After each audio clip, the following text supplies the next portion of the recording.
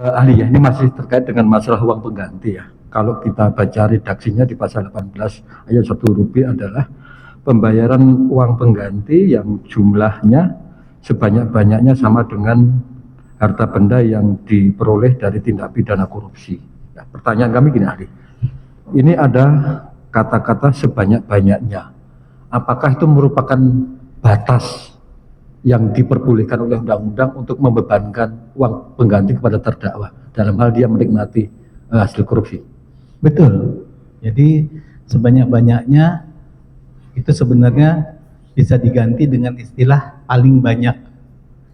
Jadi kalau di dalam teknik perumusan ketentuan pidana sekarang tidak digunakan istilah selama-lamanya atau sebanyak-banyaknya, tetapi paling banyak atau paling lama.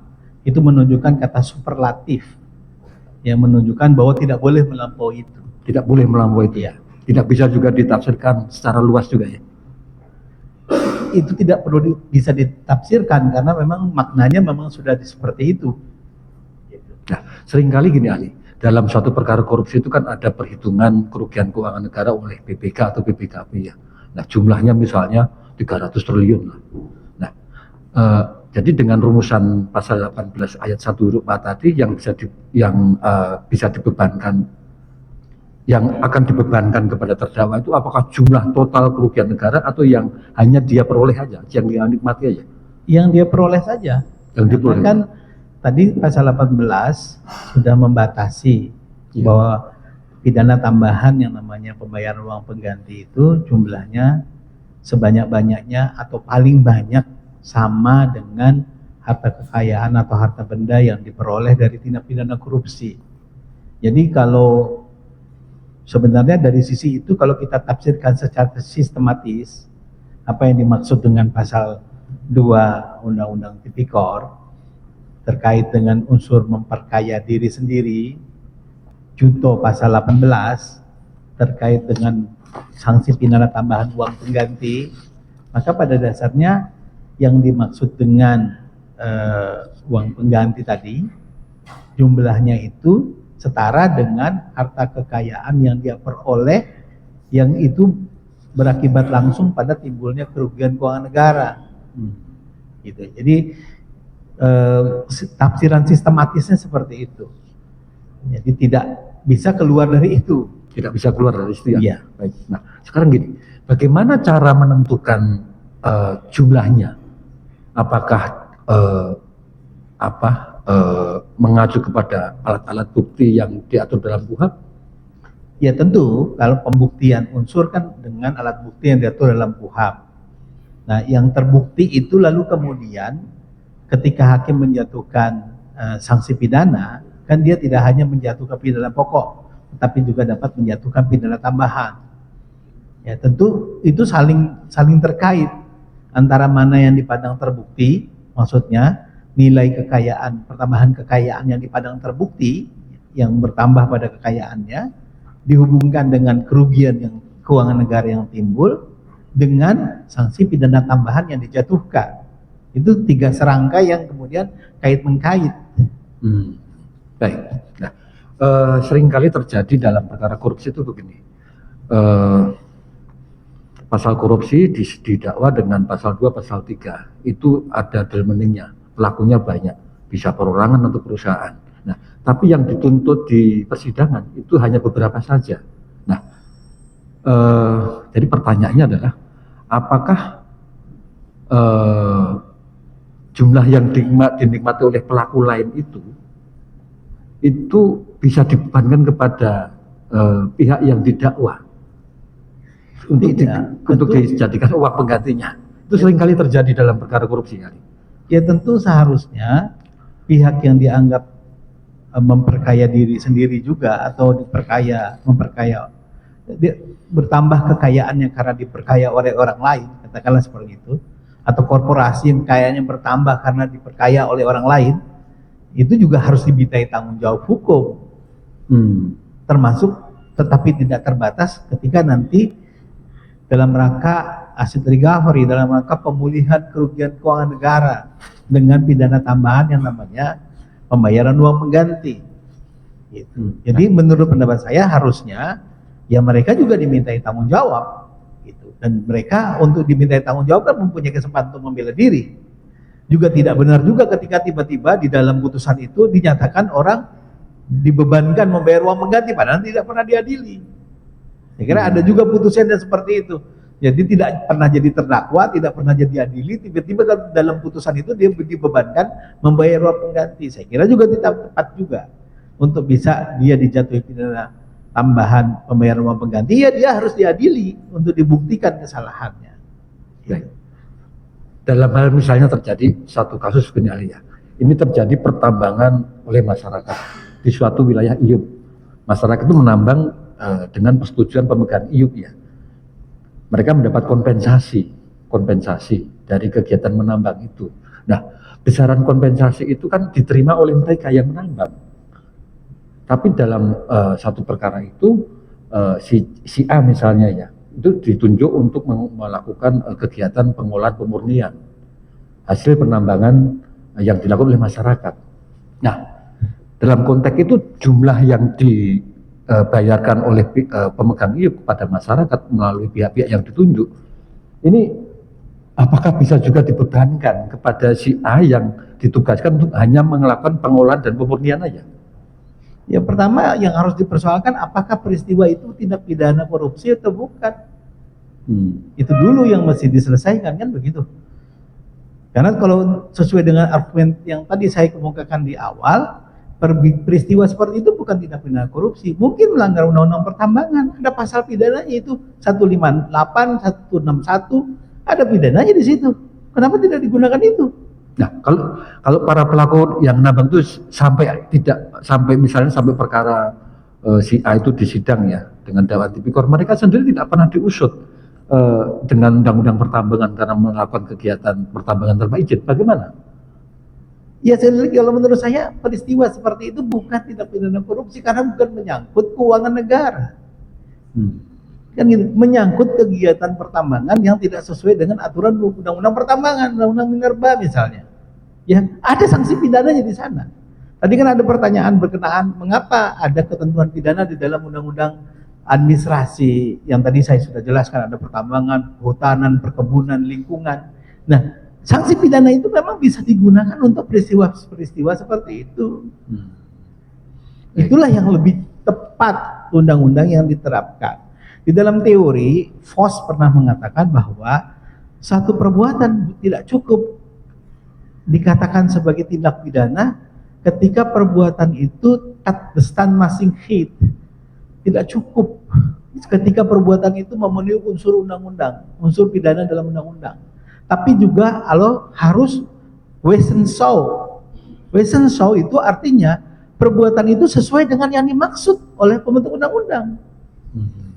Yang dimaksud oleh pembentuk undang-undang dalam pasal 2, pasal 3 adalah terkait APBN, APBD, terkait dengan uang yang kekayaan negara yang dipisahkan, yang dikelola oleh badan usaha milik negara, badan usaha milik daerah. Itu yang dimaksud oleh pembentuk undang-undang.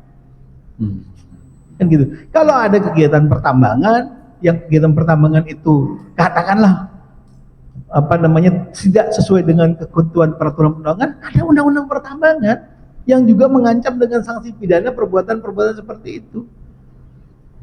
Jadi ahli tetap konsisten dengan ketentuan pasal 14 kan seperti itu. Betul yang mulia. Itu ya. Ya. Jadi ditanya kayak apa, jawabannya itu.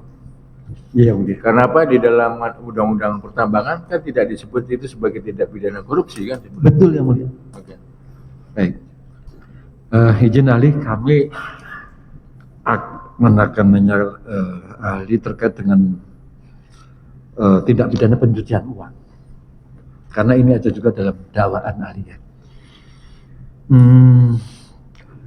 Di dalam pasal 3 ataupun pasal 4 itu intinya kan kegiatan pencucian uang itu mesti atau disyaratkan untuk menyembunyikan atau menyamarkan ya. Nah, tapi menyembunyikan atau menyamarkan di dalam pasal 3 ataupun pasal 4 itu kan punya makna dan maksud yang berbeda. Nah, pertanyaan kami adalah yang pertama, bagaimana ahli memahami terkait dengan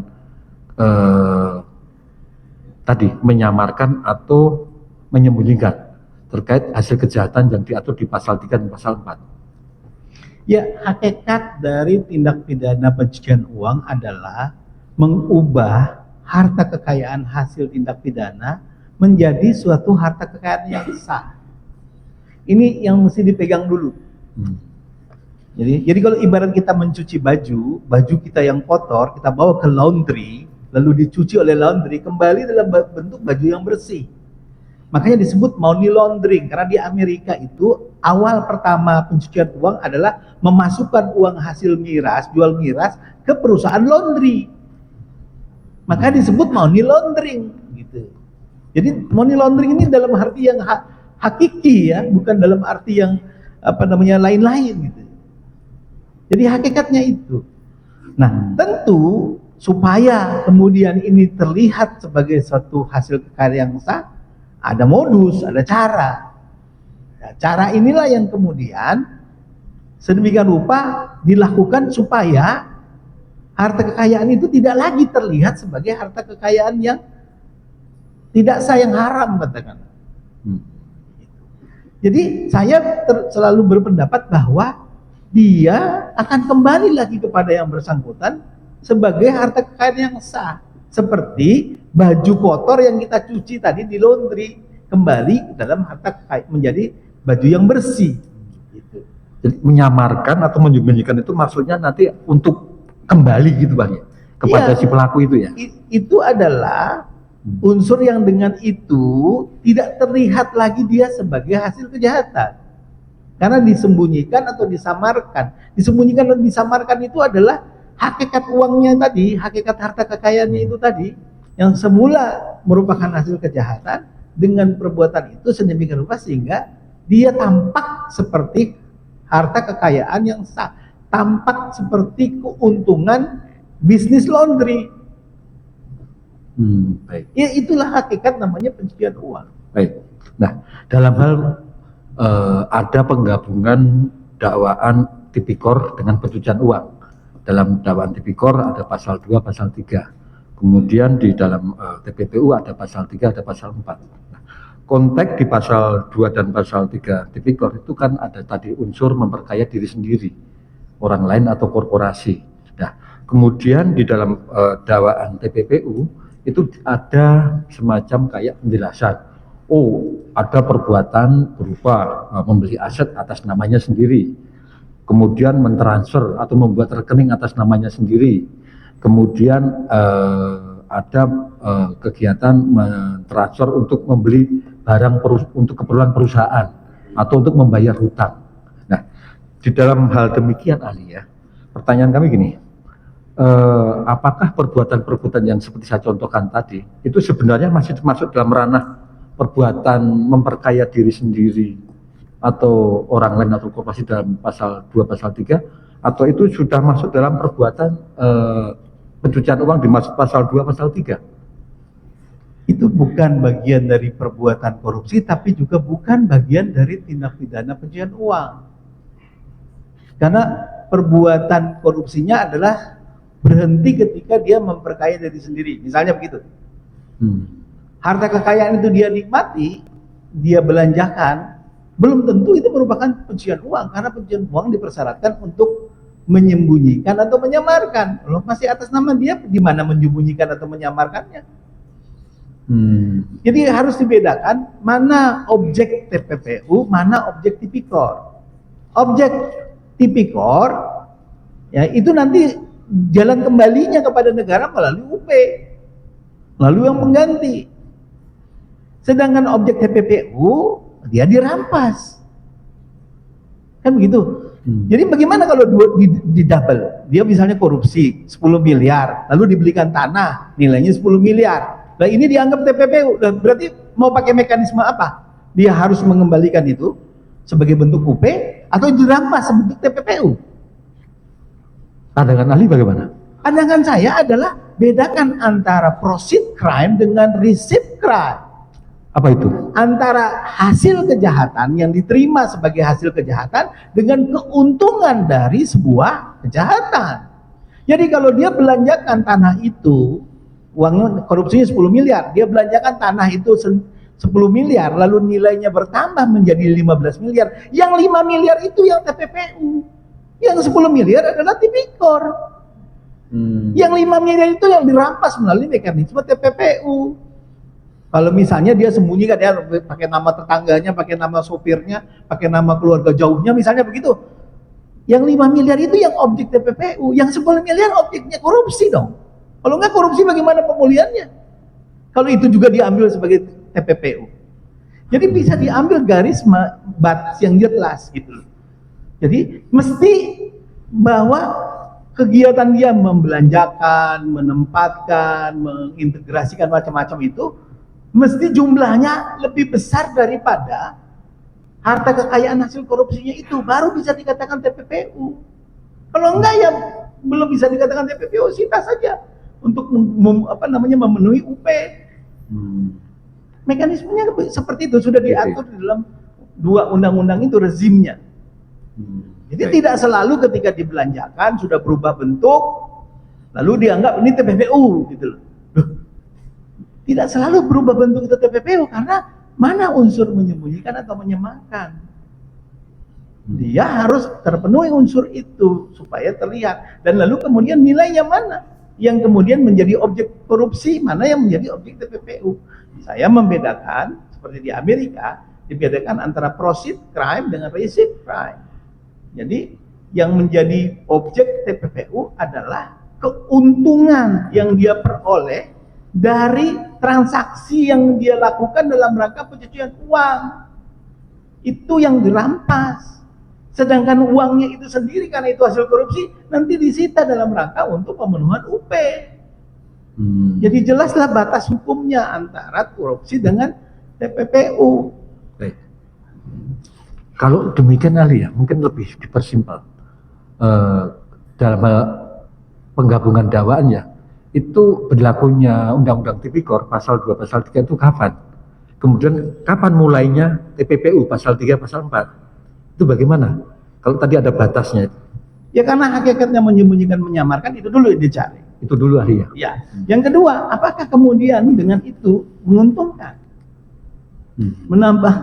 Bertambah nilainya tidak? Kalau bertambah nilainya menguntungkan, inilah yang menjadi objek TPPU. Tidak boleh dia nikmatin itu. Kan nggak fair dong. Dia korupsi 10 miliar, dibelikan tanah 10 miliar, lalu tanah itu nilainya naik menjadi 15 miliar. Yang disita dari dia 15 miliar, 10 miliar aja. Tentu crime does pay. Harusnya crime doesn't pay. Kejahatan itu tidak boleh menguntungkan. Maka keuntungannya itu juga yang menjadi objek TPPU. Baik, jadi tidak sekedar dibelanjakan, tidak sekedar ditempatkan, tidak sekedar integrasikan. Kadang-kadang sebatas dirubah bentuknya dianggap TPPU. Ya, kalau masih bisa ditelusuri itu sama dia sita saja dengan mekanisme penyitaan dalam rangka untuk pemilihan kerugian keuangan negara dalam Undang-Undang Tipikor. Baik. Dihubungkan dengan unsur mens rea terkait dengan pasal 2, pasal 3, pasal 4, perlu tidak ada mens rea? Di semua delik hanya bisa dipertanggungjawabkan kalau yang bersangkutan melakukan perbuatan itu dengan kesalahan. Ada juga yang berpendapat ahli bahwa mens rea. Ada juga yang berpendapat tidak perlu ada mens rea. Ya mungkin ini bukan sarjana hukum yang berpendapat begitu. Bukan sarjana hukum yang mendalami hukum pidana. Kalau hukum pidana, tidak mungkin ada pertanggungjawaban kalau tidak ada kesalahan. Actus reus nisi min sit rea. Tidak mungkin ada pidana kalau tidak ada actus reus dan mens rea.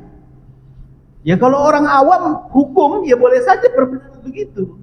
Tetapi hukum pidana mempunyai batasan-batasan supaya tidak terjadi kesewenang-wenangan. Ingat, di awal saya mengatakan bahwa fungsi hukum pidana adalah mencegah kesewenang-wenangan. Itu. Jadi kalau nggak pakai mens rea, ya nggak usah diadili. Sudah terbukti unsur-unsurnya penyidikan, langsung aja diketok bersalah kan gitu, mati gitu. Nggak usah diadili. Justru pengadilanlah tempat memisahkan orang tidak bersalah dari orang bersalah. Begitu menurut Friedman. bersalah, itulah mens rea. Kalau orang nggak punya mens rea, afas, afweider khid, van alles pun tidak bisa diminta tanggung jawab, nggak ada kesalahan sama sekali. Itu semester 2, gitu. Sebenarnya sudah harusnya dipahami oleh sarjana hukum. Kalau tadi yang berpendapat bukan sarjana hukum, ya saya nggak ngerti. Baik ahli, terima kasih. Izin yang mulia, dilanjut rekan kami.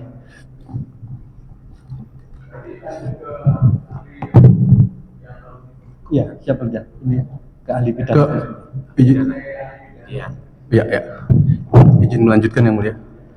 Baik, saudara ahli, menarik tadi saudara berkaitan dengan mens rea. Sekarang kalau dalam konteks misalnya tindak pidana, bagaimana bisa menilai ada mens rea telah terjadi tindak pidana korupsi kalau ternyata dalam faktanya tindakan yang dianggap ilegal itu menghasilkan keuntungan bagi negara? Bagaimana kita bisa memisahkan mens rea, apakah mens rea ini merugikan atau faktanya ada keuntungan? Bagaimana kita bisa melihat pemisahannya?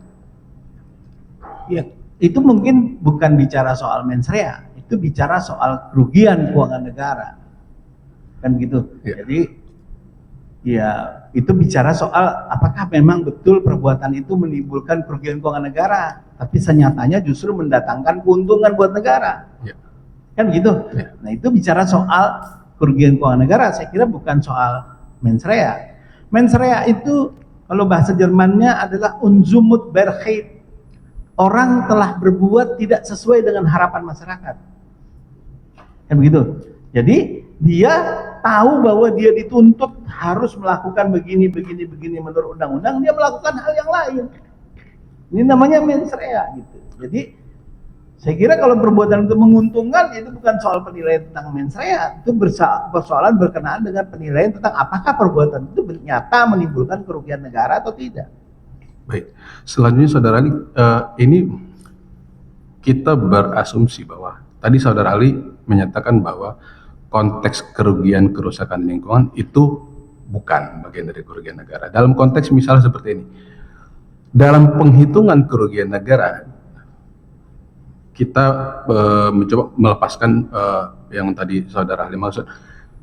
Kalau melihat deliknya adalah material korupsi sehingga kerugian itu adalah hal yang nyata.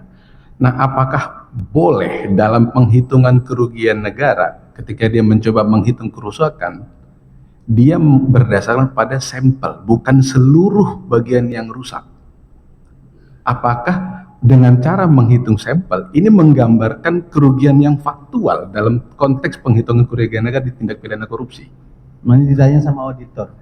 Ya, Bagaimana cara audit? ahli ya. Auditor itu saya kira yang tahu Ya. menjawabnya apakah dilakukan dengan sampel atau keseluruhan. Ya, baik. Kan gitu. Izin melanjutkan Pak. Terima kasih saudara ahli, penjelasannya mengingatkan kita di bangku kuliah lagi. Terima kasih. Dari penjelasan yang ahli sampaikan tadi, ahli juga tadi sudah menjelaskan seolah-olah pasal 2, pasal 3 korupsi ini dapat dikenakan atas dugaan-dugaan perbuatan pidana yang diatur dalam undang-undang lainnya. Nah, ada pemahaman atau ada pendapat dalam penerapannya sekarang ini, kenapa pasal 2, pasal 3 korupsi itu dikenakan? Karena dianggap extraordinary crime. Jadi tadi ahli juga sampaikan di awal kenapa mendalami mengkaji pidana itu, karena pasal pidana ini bisa menyengsarakan. Jadi seolah-olah pidana korupsi ini ya gimana tersangka, terdakwa bisa lebih sengsara gitu, bisa lebih berat hukumannya, uang pengganti dan lain-lain. Nah, pertanyaan saya,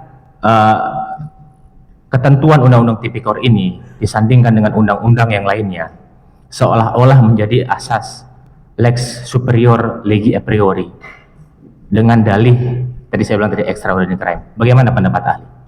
Extraordinary crime itu melahirkan extraordinary measure. Jadi status tindak pidana korupsi sebagai extraordinary crime apa?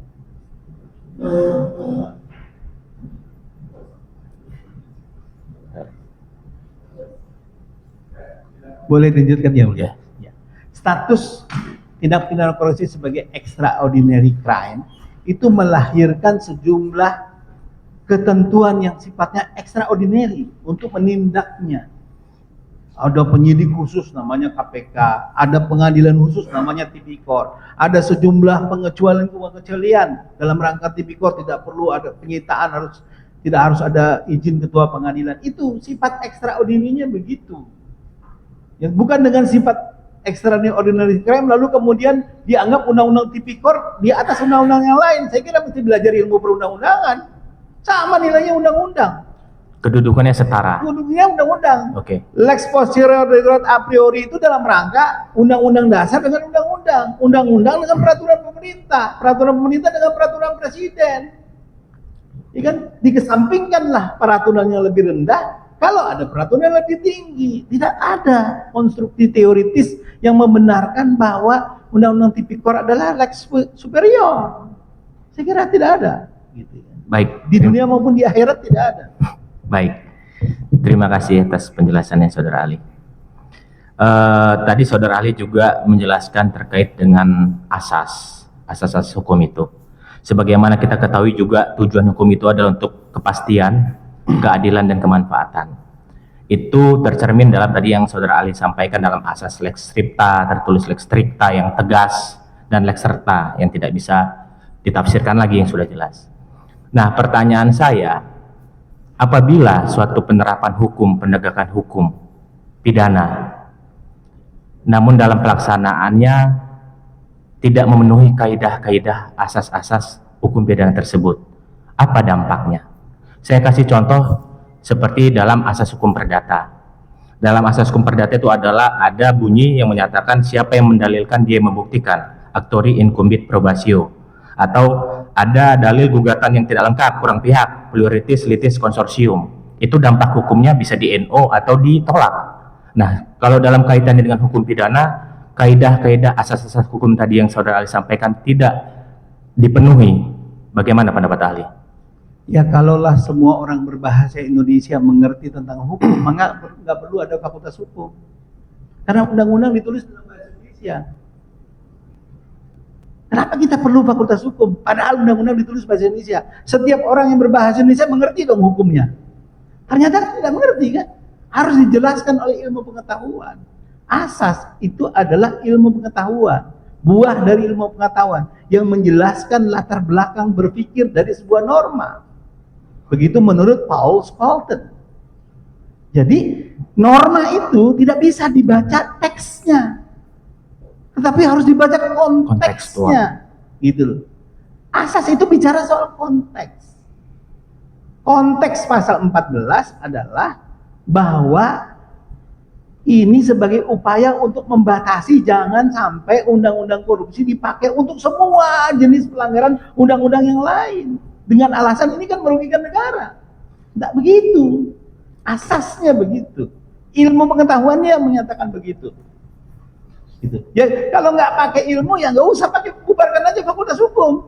Saya pun akan beralih menjadi pengusaha kos, kan gitu loh. Jadi belum yang mau cita-cita kalau pensiun menjadi pengusaha kos, pensiun sekarang menjadi dosen kemudian. Jadi perlu kita punya fakultas hukum karena hukum itu tidak bisa dipahami teksnya.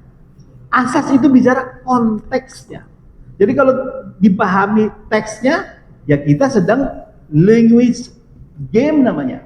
Sedang bermain-main dalam tataran bahasa. Law is not language game. Begitu menurut Profesor Ronald Dworkin. Hukum itu bukan permainan kata-kata. Kita jadi bukan sedang bermain tentang kata-katanya. Kita bicara soal ide, gagasan. Itulah asas. Kalau gagasan ini tidak ditaati, ya berakibat pada batal keseluruhan penerapannya itu. Gitu. Karena lari daripada ide, lari daripada gagasan. Tadi saya katakan tidak cukup tat besang masih hit, tapi juga harus Wesenshaw. Harus perbuatan itu seperti apa yang dimaksud oleh pembentuk undang-undang, tidak sekedar memenuhi unsur-unsur dari satu tindak pidana. Saya kira itu maksudnya. Apakah dengan tadi yang saya sampaikan tidak dipenuhinya penerapan asas-asas tadi itu bisa menjadi kaburnya atau tidak tercapai tujuan dari hukum itu atau mencari keadilan, kepastian. Oke, baik, terima kasih. Menjadi batal ya, baik, terima kasih. Oke, sekarang saudara ahli sedikit lagi untuk penegasan terkait dengan turut serta. Tadi saudara ahli sudah mengulasnya. Saya hanya mungkin saudara ahli boleh memberikan contoh yang lebih mudah kita pahami ataupun terdakwa yang bukan orang hukum. Apa sih pengertian dari plagiar, metadata, Ramadan plagiar itu dalam pasal 55? Dan contohnya, contoh real yang mudah kita pahami seperti apa? Plagiar atau pelaku adalah orang yang dengan perbuatannya sendiri mewujudkan seluruh unsur delik. Pelaku. Tetapi dalam konteks penyertaan, kadang-kadang pelaku dengan media plagiar berbagi peran. Jadi media plagiar adalah orang yang perbuatannya mengambil bagian dalam pelaksanaan delik. Makanya sering dikatakan sebagai bentuk bersama-sama. Sebenarnya dia turut campur dalam pelaksanaan satu delik. Tapi kalau turut plagiar menggerakkan orang lain melakukan delik, dia tidak melakukan perbuatan, orang lain yang melakukan perbuatan untuk dia. Nah, tetapi pertanggungjawabannya tidak dimintakan kepada yang melakukan, pada plagiar, tapi yang menyuruh melakukan. Jadi sebenarnya seperti menggerakkan satu alat, ya, misalnya anak umur 12 tahun disuruh ambil HP yang geletak di meja. Pertanggungjawaban tentu pada yang nyuruh, karena anak 12 tahun tidak bisa dimintai pertanggungjawaban pidana menurut undang-undang SPPA. Maka dia disebut menyuruh melakukan. Yang memenuhi unsur delik semuanya si anak tadi, tetapi digerakkan oleh orang lain. Si penggerak inilah yang dianggap bertanggung jawab, makanya disebut dun plagiar. Dia tidak bisa disebut plagiar karena bukan perbuatan dia, tapi dia semuanya ini disebut sebagai dader, sebagai pembuat, baik yang melakukan, yang turut serta maupun yang menyuruh melakukan, semuanya pembuat. Oke. Kalau contoh media dader turut serta itu seperti apa? Contoh yang real. Tadi kan saudara Ali menjelaskan tadi menyuruh anak itu contoh dun plagiar. Kalau contoh yang media plagiar yang mudah kita pahami, ya boleh. Tadi ada orang yang ikut campur ambil bagian dalam pelaksanaan delik. Ya, jadi delik itu terwujud karena kerjasama dua belah pihak ini.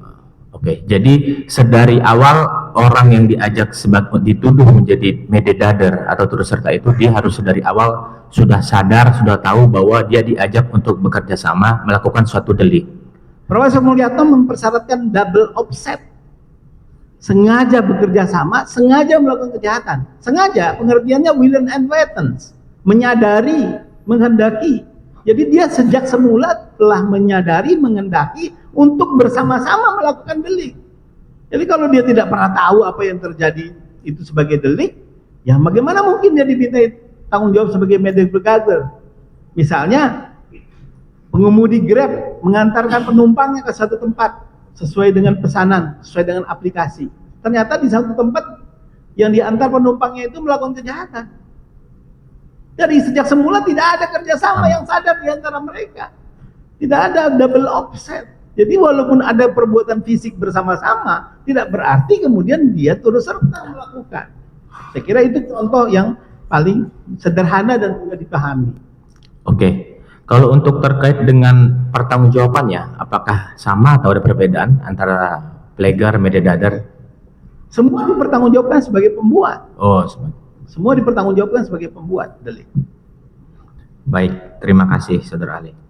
Sekarang saya tanya terkait dengan TPPU. Tadi ahli juga sudah memberikan penjelasan yang sebenarnya menurut saya sudah sangat jelas. Saya hanya butuh penegasan. Dalam prakteknya ada ahli juga sudah pernah kita periksa yang dihadirkan oleh JPU. Ada yang berpendapat dalam unsur frasa dalam pasal 3 maupun pasal 4 TPPU itu tahun 2010 menyatakan menempatkan, kan bahasanya menempatkan, mentransfer, mengalihkan, membelanjakan. Jadi ya kalau sudah menempatkan saja ya sudah TPPU gitu loh. Sudah mentransfer saja sudah TPPU. Itu yang kita butuh penjelasan dari ahli. Tadi kita juga mempertanyakan maksud dan tujuannya kan tuh harus menyamarkan atau menyembunyikan. Kalau kita mentransfer untuk beli mobil untuk kebutuhan rumah tangga, mentransfer menukarkan dengan uang mata asing Karena saya misalnya mau ke luar negeri, saya mau ke Jepang, saya tukar dengan uang yen untuk pegangan saya. Saya misalnya mau ke Eropa, saya tukar dengan euro. Itu menurut ada ahli yang berpendapat, ya itu sudah TPPU gitu. Nah, saya sependapat seperti yang saudara sampaikan tadi, money laundering, uang yang diperoleh itu kita kelola, apakah itu masuk ke dalam satu perusahaan, satu usaha, kembali ke kita itu seolah-olah menjadi halal, begitu. Bagaimana pendapat ahli? Saya tidak ingin berpendapat terhadap pendapat orang lain. Saya kira tidak etis, sesama biskota tidak saling Oke. mendahului, saya kira. Oke, baik. Sementara cukup dari. Terima kasih, saudara. Masih ada yang boleh izin? Baik, saudara ahli. Menurut saudara ahli, dalam menentukan kesalahan pertanggungjawaban suatu delik pidana, apakah dapat ditentukan berdasarkan pada kesadaran yang berasal dari faktor eksternal dan faktor internal? Kesalahan pasti internal. Kesalahan pasti bersumber dari diri orang itu sendiri. Ya, kita dalam konstruksi pertanggungjawaban pribadi tidak mengenal pengalihkan pertanggungjawaban. Vicarious liability itu tidak dalam konstruksi pertanggungjawaban pribadi. Jadi mestinya pertanggungjawaban itu bersumber dari kesalahan internal. Ya, kesalahan diri yang bersangkutan. Ini sesuai dengan asas individualisasi pidana. Ya. Jadi orang dipidana karena perbuatan dan kesalahannya. Orang tidak bisa dimintai tanggung jawab atas perbuatan orang lain, tidak bisa dipersalahkan karena perbuatan orang lain. Gitu. Jadi harus bersumber dari dirinya sendiri. Makanya tadi saya katakan definisinya unzumut berkait, melakukan perbuatan yang bertentangan dengan harapan masyarakat. Jadi bersumber dari dia, perbuatan dia yang bertentangan dengan harapan masyarakat. Itulah kemudian dia dikatakan salah. Dia dapat dicela karena dia tidak sesuai dengan harapan masyarakat. Jadi pasti berangkat dari perbuatannya sendiri. Ya. Kalau pertanggungjawaban pengganti itu dikenal dalam pertanggungjawaban korporasi. Ya, direksi yang bertanggung jawab walaupun perbuatannya dilakukan oleh pegawai. Dikenal dalam pertanggungjawaban pers. Jurnalis yang memuat berita yang bertanggung jawab dewan redaksinya. Ini vicarious liability. Itu jadi tidak dikenal dalam pertanggungjawaban individu. Saya kira itu. Baik, saya ingin menceritakan suatu contoh kasus nih yang mengibaratkan ini diri saya sendiri. Saya sebagai vendor perusahaan memiliki perusahaan penggilingan daging, contohnya nih, ahli penggilingan daging dan pengangkutan daging, lalu bekerja sama dengan perusahaan BUMN.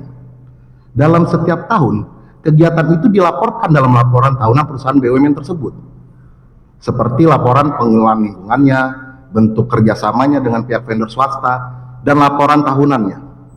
Itu semua juga sudah mendapat persetujuan dari direksi, komisaris, pemegang saham.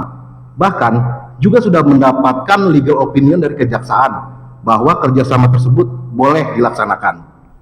Namun nih saudara ahli, setelah 5 tahun perjalanan, kerjasama ini diduga adanya tindak pidana korupsi. Pertanyaan saya, apakah saya sebagai vendor dapat dikenakan turut serta karena kesalahan yang berasal dari kesadaran saya sendiri? Padahal saya nggak tahu apa-apa nih, cuman kerja aja ngikutin sesuai kontrak kerjasamanya gitu. Bagaimana menurut saudara ahli? Tadi atas pertanyaan rekan penasihat hukum kan sudah saya jelaskan tentang turut serta itu harus dari sejak semula dia menyadari bahwa apa yang dilakukan itu adalah tindak pidana. Makanya ada kerjasama yang sadar untuk melakukan perbuatan itu. Gitu. Jadi kalau tadi ilustrasinya ya ada kekeliruan dari BUMN tadi ya biar dia bertanggung jawab. Jangan diseret-seret orang. Baik. Gitu. Baik, terima kasih. Dilanjutkan yang mulia. Izin yang boleh melanjutkan. Ya, 2-3 pertanyaan. Baik, terima kasih. Baik, terima kasih yang mulia. Singkat saja ahli yang saya hormati dan amat terpelajar. apakah terkait delik pasal 2, pasal 3 Undang-Undang Tipikor dengan pasal 3 dan pasal 4 Undang-Undang Tindak Pidana Pencucian Uang yang dilakukan secara bersama-sama itu merupakan delik konvergensi atau dapat berlaku delik deal naming? Tidak harus deal naming, artinya tidak harus tindak pidana korupsi itu kemudian menghasil atau juga menimbulkan tindak pidana yang namanya pencucian uang.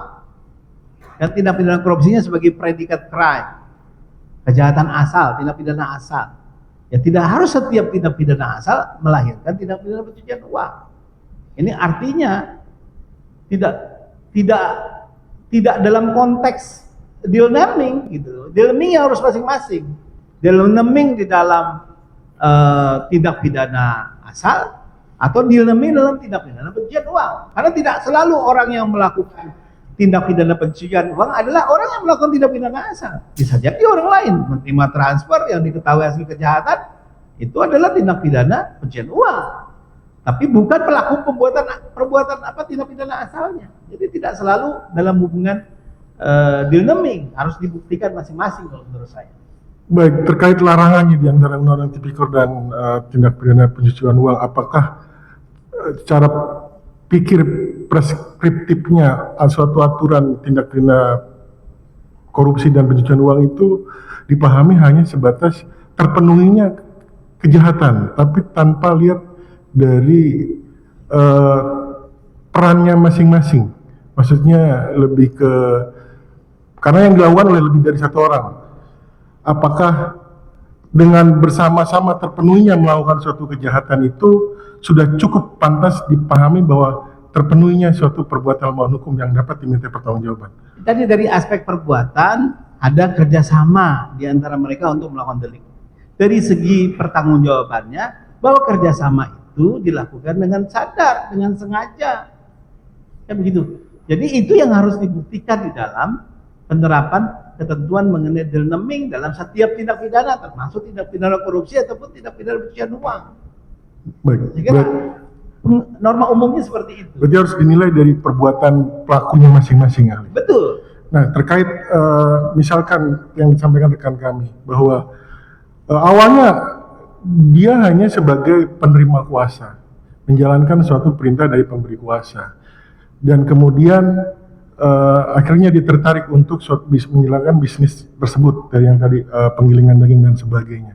Nah, dalam proses pelaksanaan dia mengakuisisi satu perusahaan ini, dia tidak merubah kebiasaan yang terjadi. Dia tetap melaksanakan pekerjaan sesuai kontrak yang sudah dibuat oleh pengurus sebelumnya. Apakah kemudian ketika si BUMN ini dikenakan dugaan tindak pidana korupsi, dia juga memiliki kehendak untuk melakukan tindak pidana korupsi? Sementara dia melakukan itu sesuatu yang normal dan tidak ada yang dirubah. Ya itu yang harus dinilai. Apakah yang dilakukan itu merupakan perbuatan yang memenuhi unsur-unsur tindak pidana korupsi atau bukan? Jadi harus bisa diambil batas yang jelas. Kapan ketika dia hanya menjalankan kuasa, kapan dia juga sebagai pelaksana langsung dari perbuatan itu. Nah, kalau dia sebagai pelaksana langsung, ya dilihat apakah perbuatan itu masuk kategori perbuatan melawan hukum dalam tipikor atau tidak. Kan begitu. Pada dasarnya semua yang tadi disampaikan bahwa semua terlihat normal, ahli. Semua direport dalam manual dipublikasi, semua terlihat normal. Tidak ada sesuatu yang dicurigai perbuatan melawan hukum. Bahkan oleh pihak ketiga independen menilai bahwa laporan keuangannya ini wajar dan tidak ada masalah. Termasuk ada pengelola lingkungannya juga, penghargaan lingkungannya. Terus kemudian ada penekanan, ada penegasan lagi bahwa kerjasama ini bisa dilakukan oleh swasta, oleh dari lembaga independen, instansi pemerintah menyatakan bahwa ini bisa dilakukan kerjasama. Dan ketika dia mengakuisisi perusahaan ini, dia tetap melaksanakan sesuai gejala normal ini. Tapi kemudian 5 tahun kemudian ternyata diduga telah ada perbuatan tindak pidana korupsi. Apakah dari mana menurut ahli dia bisa menyadari bahwa itu telah berkehendak untuk melakukan kejahatan? Sementara gejalanya semua normal, ahli. ya itu gejala yang normal itu yang dinilai apakah itu korupsi atau bukan. Jadi saya sukar untuk memberikan jawaban gitu. Jadi bukan dilihat bahwa ini dirubah atau tidak dirubah, bukan itu. Tapi apakah perbuatan yang telah dilakukan itu, apakah dia langsung, dia sebagai penerima kuasa, apakah dia langsung sendiri yang melakukan perbuatan itu dinilai apakah ini merupakan satu perbuatan melawan hukum yang tidak kena korupsi atau bukan. Jadi saya kira bukan soal bahwa ini dirubah atau tidak dirubah, bukan soal itu. Soal perbuatan yang tidak dirubah itu yang dinilai. Kan gitu loh. Jadi kalau memang tidak melawan hukum, tidak menimbulkan kerugian keuangan negara, ya pasti bukan korupsi, kan begitu. Itu saja gitu. Jadi yang jadi patokan, apakah itu dilakukan dia sebagai kuasa, apakah dia dilakukan secara langsung, saya kira tidak merubah perspektif perbuatan itu. Tetap aja sama penilaiannya. Baik, misalkan BUMN ini punya kewajiban untuk melaporkan kerjasamanya dengan pihak swasta.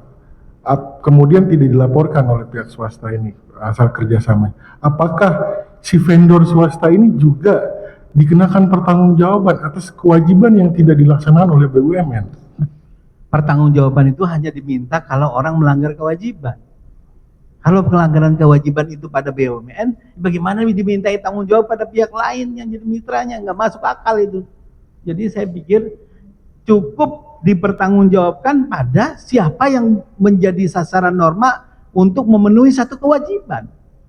Dan dia dikatakan melawan hukum kalau dia tidak memenuhi kewajiban yang diberikan oleh undang-undang.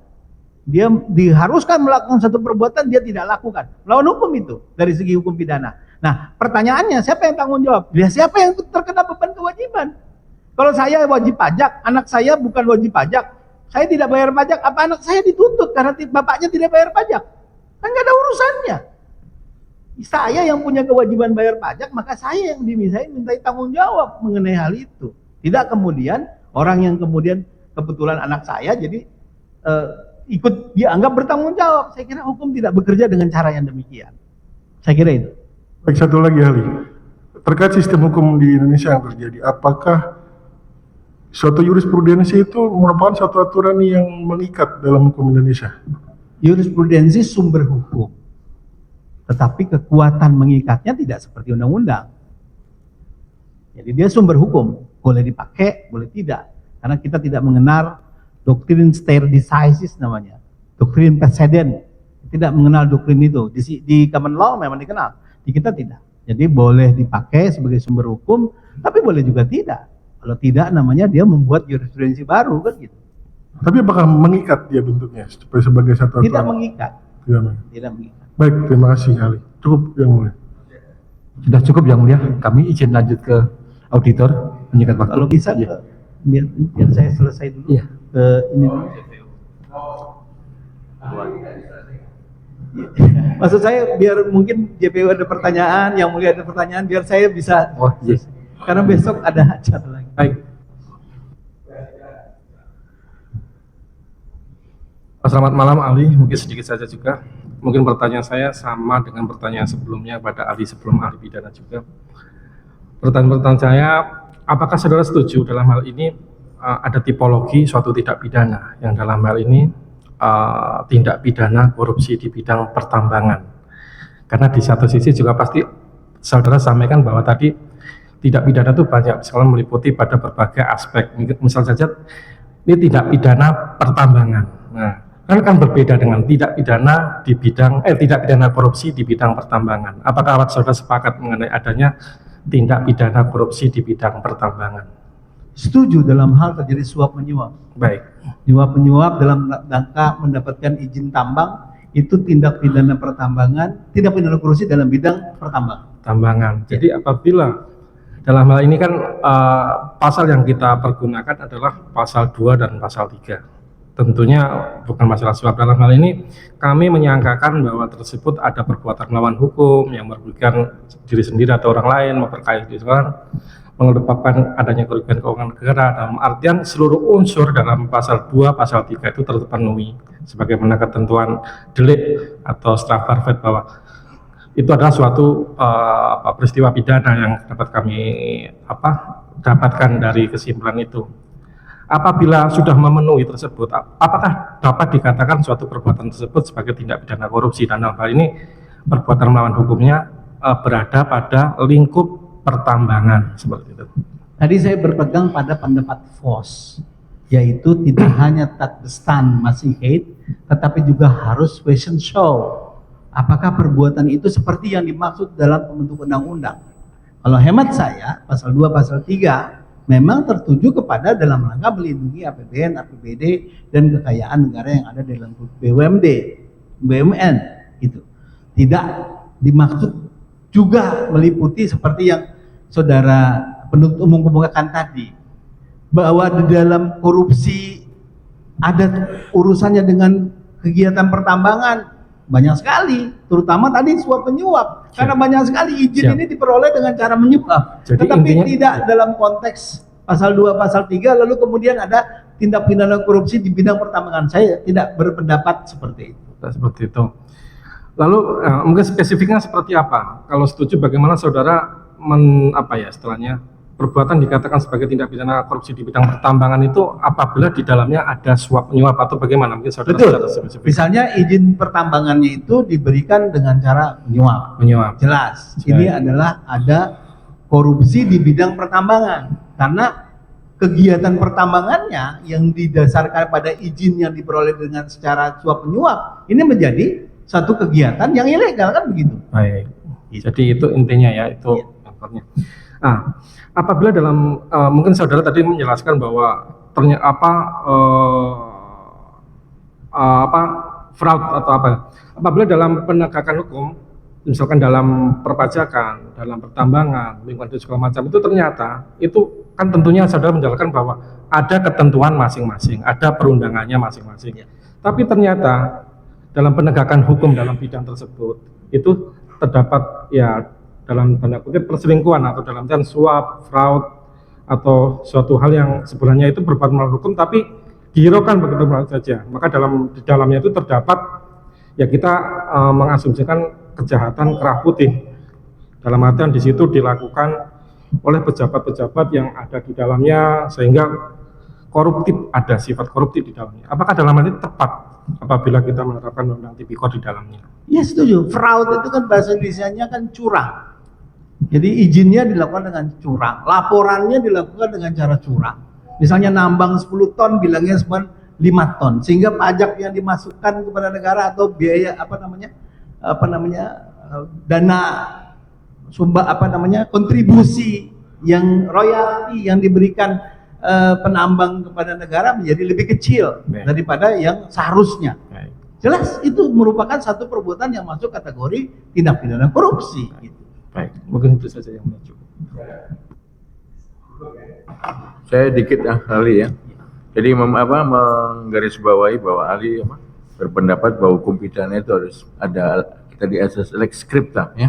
Betul ya mulia. Jadi pembatasan ya, ada kepastian di situ ya. Kemudian untuk di Indonesia Undang-Undang Tipikor mencantumkan pasal 14 itu dalam rangka membatasi ya. Betul ya. Yang saya tanyakan apakah ahli pernah membandingkan mengenai undang-undang tindak pidana korupsi di negara lain? Apakah juga mencantumkan mengenai ketentuan ini pasal 14? Di negara lain korupsi itu artinya bribery yang mulia. Korupsi artinya suap, pemerasan. Itu yang diatur. Jadi tidak dikenal pasal 2, pasal 3. Tidak ada. Di dalam undang-undang korupsi yang pernah saya studi misalnya Australia. Jadi kita dulu pernah program namanya STAR Initiative, Stolen Asset Recovery Initiative. Ketika kita bicara dengan Australia, ternyata tidak sama apa yang dimaksud dengan korupsi antara kita dengan Australia. Tidak memenuhi syarat double criminality. Karena di sana yang dimaksud dengan korupsi adalah fraud tadi. Yang dimaksud dengan korupsi adalah bribery, suap menyuap. Yang dimaksud dengan korupsi adalah pemerasan. Tidak dikenal pasal 2, pasal 3. Padahal orang Indonesia ini dihukum karena melakukan korupsi pasal 2, pasal 3. Lari ke Australia, bawa harta kekayaannya ke sana. Sehingga kemudian tidak bisa dikembalikan harta kekayaan itu karena tidak dikenal. Itu yang studi yang pernah saya lakukan dengan Australia.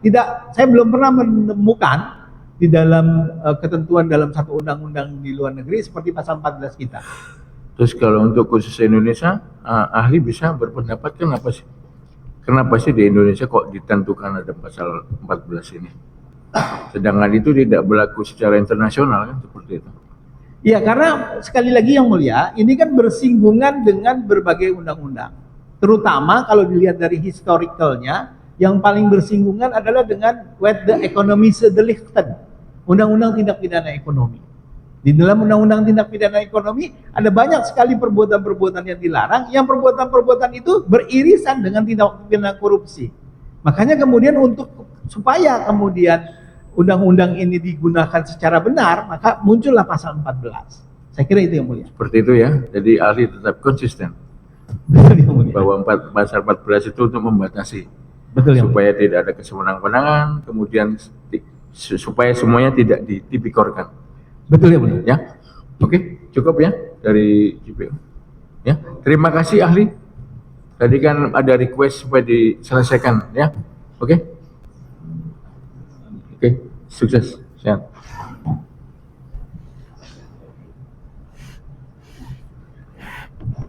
Oke, terima kasih.